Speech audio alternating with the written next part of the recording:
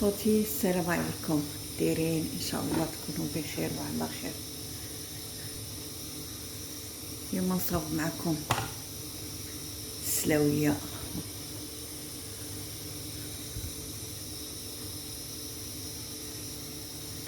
خوتي هذه الطريقه الصحيحه ديال السلاويه باش نستافدوا منها. هذه وقتها غير بهذه كتغسلوها هكا دابا راني غسلتها نوريكم هكا صافي. وهاد الكحوليه راه غير داك الجروح ديال الطراب وهذاك، لان الفوائد ديالها خص ما نحيدوش هاد القشره هادي. الا بغينا نحيدو غير هاد الطرابي ما بغيناهمش نحيدوهم. هنقطعها نوريكم. نحاولوا هاد القلب ديالها مهم ما نحيدوش بزاف.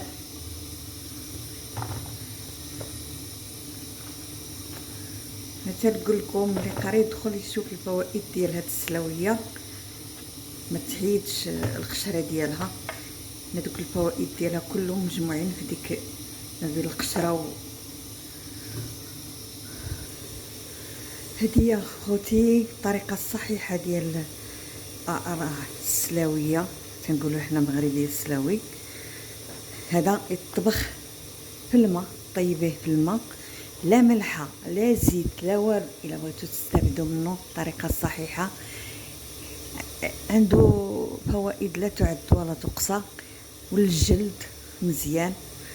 يوسف عليه السلام راكو عارفين فاش كان خرج من بطن الحوت، هذا اللي كان تيستعمل باش الجلد ديالو برالو ولا عادي. ونتمنىكم تجربوه بهذه الطريقه الصحيحه. وشكرا على المتابعه. الى اللقاء.